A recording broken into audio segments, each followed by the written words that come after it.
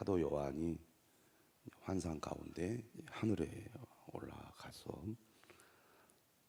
하나님 보좌 앞에서 24장로 또 네 생물이 천사들과 함께 하나님을 찬양하고 또 어린 양을 찬양하는 장면을 목격을 합니다. 하나님 보좌 앞에서 보좌에 앉으시니 하나님을 보는데 하나님 오른손에 두루마리가 있는 것을 보죠. 안팎으로 가득 썼는데 봉인이 되어서 아무도 그 봉인을 뗄 사람이 없다는 천사의 말을 듣고 요한이 웁니다. 울자 이 인을 뗄 분이 있다고, 어린 양이라고 그 얘기를 듣게 되죠. 어린 양이신 예수께서 보좌에 앉으신 이의 오른손에 있는 두루마리를 받아다가 인을 하나씩 떼게 되죠. 인을 하나씩 뗄 때마다 하나님의 심판이 임하게 되는데,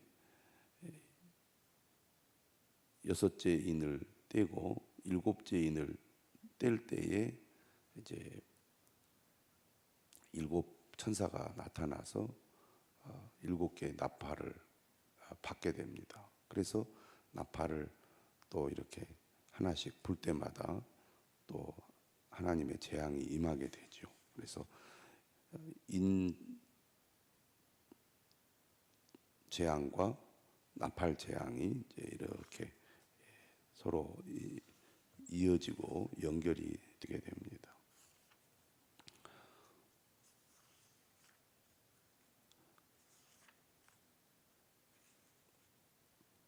네 가지 재앙이 나팔 재앙에서 나타나는데 네 가지 재앙이 자연계를 향한 재앙이었다고 하면 9장 1절에서 12절의 말씀, 다섯 번째 나팔 재앙은 사람에게 내리는 재앙입니다.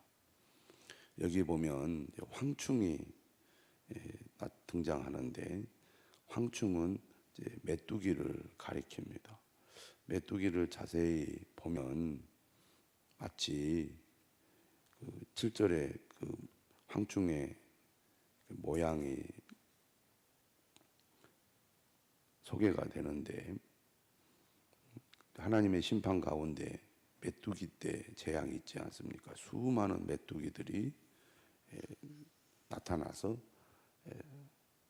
고생해서 지은 농사들을 다 망치는 그런 일들이 있는데, 현대에도 종종 이 메뚜기 때 재앙이 생겨가지고 곡식들을 다 갉아먹어서 망치는 그런 일들이 일어나고 있습니다. 근데 그 모양이 꼭 그 마치 무시무시한 그 군대처럼 보이고, 또 생김새도 지금 작아서 그렇지 자세히 들여다보면 상당히 좀 무시무시하게 생겼습니다. 메뚜기도 그렇고 사마귀도 그렇고, 그것을 이렇게 좀 형상화해서 소개를 하고 있습니다. 오늘 우리가 읽은 본문의 내용은 바로 여섯 번째 천사가 나팔을 불면서 여섯 번째 나팔 재앙이 시작이 됩니다. 13절에 보면 여섯째 천사가 나팔을 불었을 때 사도 요한이 음성을 듣게 되죠. 한 음성을 듣게 됩니다. 하나님 앞 금 제단 네 뿔에서 한 음성이 들립니다. 땅에 있는 성전에도 금 제단이 있고, 그 금 제단 네 기퉁에 뿔이 있죠. 그 뿔을 잡고 기도하는 그런 내용이 구약 성경에도 나오는데요.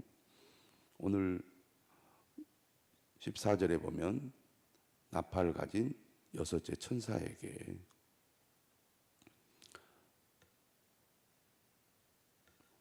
이렇게 말합니다. 큰 강 유브라데에 결박한 네 천사를 놓아주라. 그런 음성을 이제 듣게 되죠. 누구에게 그 얘기를 하느냐면 나팔 가진 여섯째 천사에게 그 말을 하게 됩니다. 그러자 네 천사가 놓이게 되는데 그들은 그 연, 월, 일, 시에 이르러 사람 3분의 1을 죽이기로 준비된 자들이더라. 이렇게 설명을 하고 있습니다. 조금 자세히 보시면 우리가 천사들이 막 등장하잖아요. 나팔을 부는 7명의 천사가 등장하는데 오늘 이 6번째 천사가 이제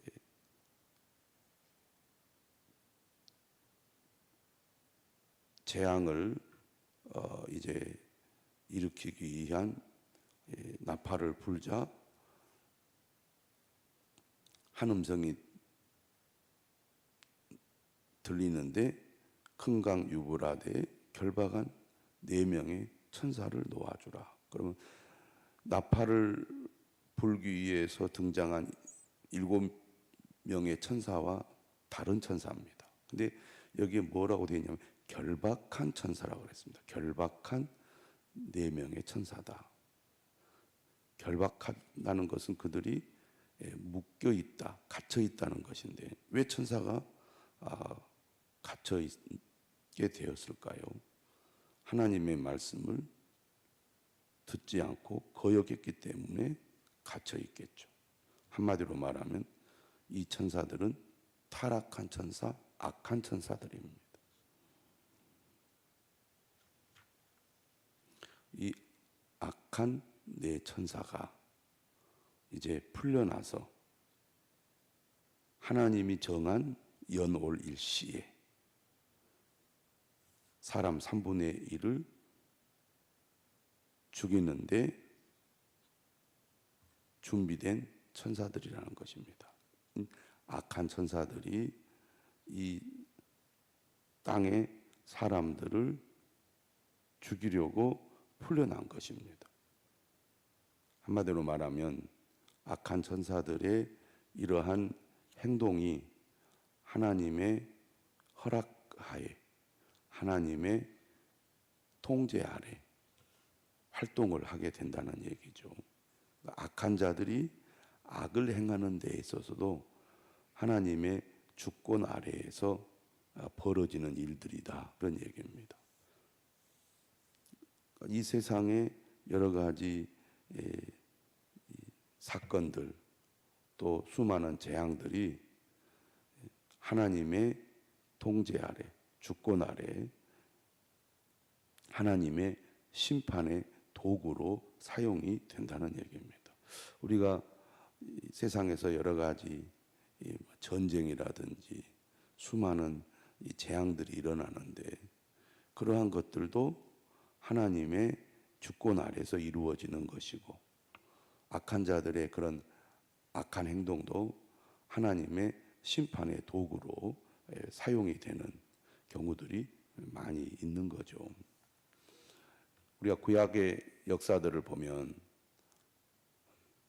앗수르를 통해서 북이스라엘이 멸망을 당하고 바벨론에 의해서 남유다가 멸망을 당합니다. 이러한 일들은 이 거대한 힘을 가진 제국들이 자신들의 그 욕심, 세상을 지배하고 각 나라들을 정복하려는 그런 욕심에 의해서 벌어지는 일들입니다. 이러한 전쟁들로 인하여 얼마나 많은 사람들이 희생을 당하고 또 매우 참혹하게 짓밟히게 됩니까? 그런데 그런 악한 자들을 하나님은 도구로 사용하셔서 하나님을 거역하고 하나님께 불순종한 북이스라엘 백성들을 심판하셨죠. 또 끝까지 하나님의 말씀을 듣지 않고 불순종하고 우상 숭배의 길로 갔던 남유다, 하나님의 백성들입니다. 하나님의 선택된 백성들이죠. 그러한 백성들을 악한 바벨론을 통해서 하나님이 심판을 하셨습니다. 어떻게 하나님께서 하나님이 선택한 백성들을 이방인에 의해서 망하게 할 수 있습니까? 우리가 그렇게 생각이 되죠. 그런데 하나님은 이처럼 이 세상에 악한 자들을 도구로 사용하셔서 하나님의 심판을 행하시는 분이시라는 것입니다. 지금 로마 제국 아래에 수많은 사람들이 정복을 당하고 또 심지어 박해를 당하는데 예수 그리스도를 믿는 성도들도 로마 제국 아래에서 박해를 당합니다. 심한 박해가 임할 때 어떤 일이 일어납니까? 사람들을 큰 경기장에 끌고 들어와서 굶주린 사자와 짐승들을 풀어서 물어 뜯겨 죽게 하고 또 불을 지펴서 그 위에 매달아 가지고 불에 타서 죽게 하기도 합니다. 또 심지어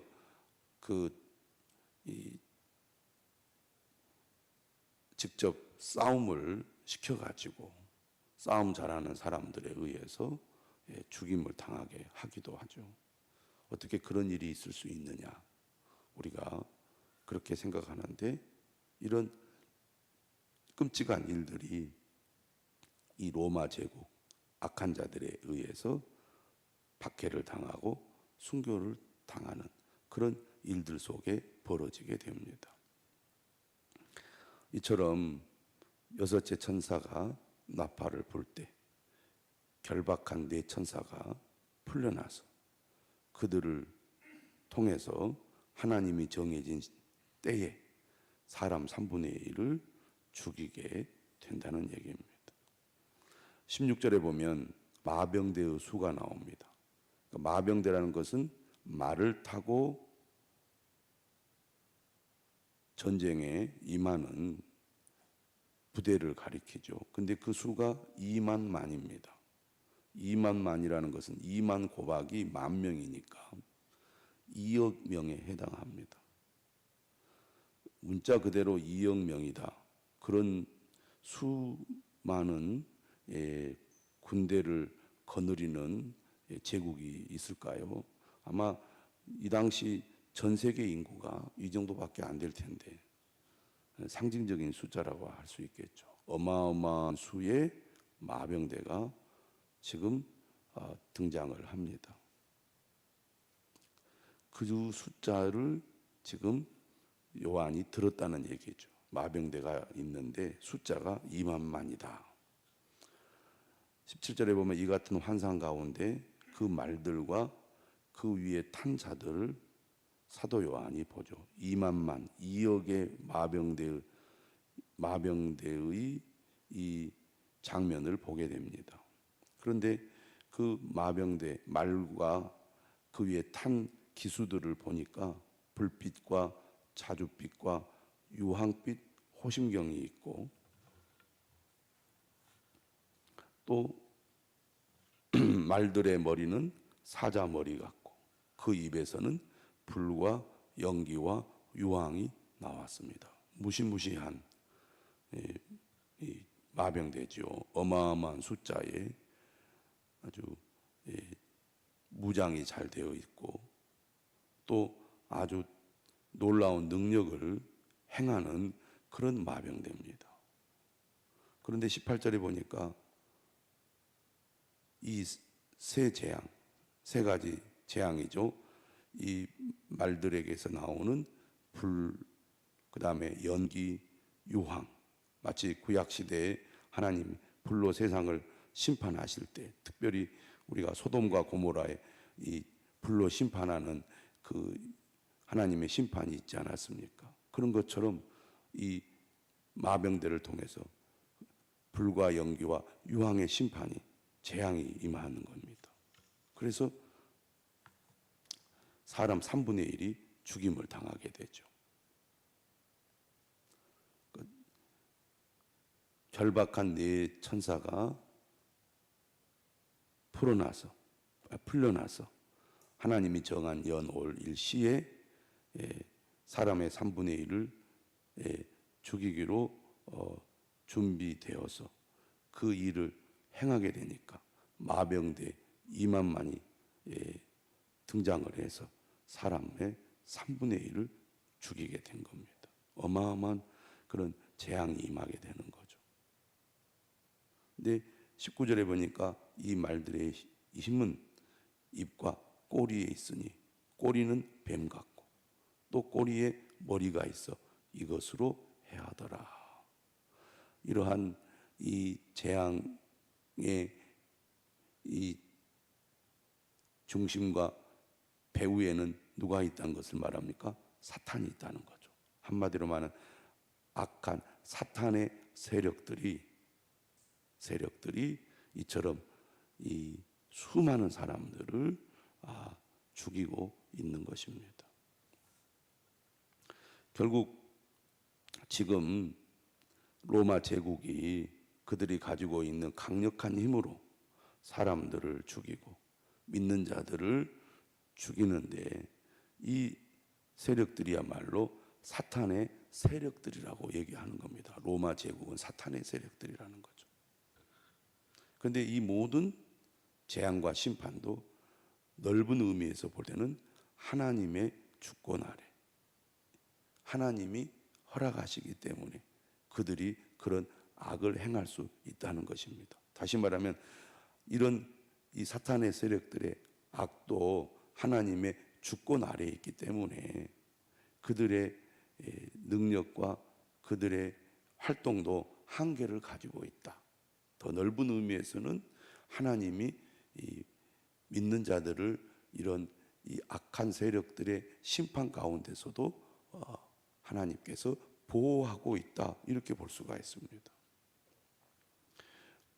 3분의 1이 죽임을 당했다는 것은 아직 3분의 2가 죽지 않고 있다는 것을 의미합니다.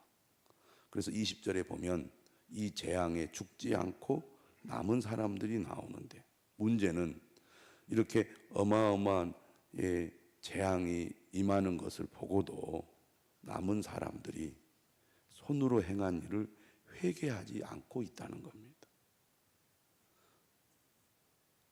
오히려 여러 귀신과 또는 보거나 듣거나 다니거나 하지 못하는 금은동과 목석의 우상에게 절을 합니다. 재앙이 임하고 심판이 임하는데 그것을 목격한 사람들이 그런 현상들을 보고도 우상 숭배를 끊지 않고 있다는 얘기죠. 또 21절에 보면 살인과 복술과 음행과 도둑질을 회개하지 않고 있다는 겁니다. 살인과 음행과 도둑질은 십계명의 6번째, 7번째, 8번째 계명이죠. 여전히 죄악 가운데 머물러 있다고 말을 하고 있습니다. 3분의 1이 죽임을 당했지만 아직 3분의 2가 살아남았다는 것은 아직 하나님의 완전한 심판이 이르기까지 하나님께서는 회개하지 않는 사람들에게 기회를 주신다는 말입니다. 그러니까 오늘 본문이 무엇을 얘기합니까? 우상 숭배를 하고 하나님 앞에 죄를 범하는 자들이 회개하고 돌아서라고 지금 촉구하는 그런 환상이라고 하겠습니다. 우리가 꿈에 무시무시한 이 재앙을 당하는 꿈을 꾸면 얼마나 식은땀을 흘리면서 제발 이 재앙에서 벗어나게 해달라고 살려달라고 아우성을 치지 않습니까? 꿈에서 깼습니다. 아, 꿈이었구나. 다행이다. 그러고 말면 안 되겠죠. 내가 잘못하고 악한 길로 갔다면 그 길을 중단하고 돌이켜서 다시는 죄악의 길로 가지 않아야 되지 않겠습니까? 그런데 지금 살아남은 자들은 회개하지 않고 있다고 말합니다. 오늘날 우리는 살아가면서 여러 가지 일들을 당하고 경험합니다. 그런 가운데 아직 내게 생명이 있고 또 이 땅을 살아갈 수 있는 기회가 주어지는 것을 보면서 아, 하나님은 나에게 기회를 주시는구나. 주님께로 돌아설 수 있는 기회, 회개할 수 있는 기회를 주시는구나. 우리가 잘못된 길로 갈 때 하나님이 사인을 주시지요. 그렇게 하면 안 된다고. 빨리 돌이키라고. 회개하라고. 아직 기회가 있을 때 주님께로 오라고. 그럼에도 불구하고 완악한 마음으로 어려움을 겪고 하나님이 사인을 주심에도 불구하고 고집을 부리고 여전히 죄악의 길로 가고 있다면 우리는 이 말씀을 듣고 하나님이 우리에게 회개의 기회를 주실 때 빨리 깨닫고 돌이켜야 될 줄로 믿습니다. 그렇지 않으면 완전한 심판으로 망하게 된다는 것입니다. 이 아침에 주님의 말씀을 듣는 저와 여러분들이 되시기를 주님의 이름으로 축원합니다.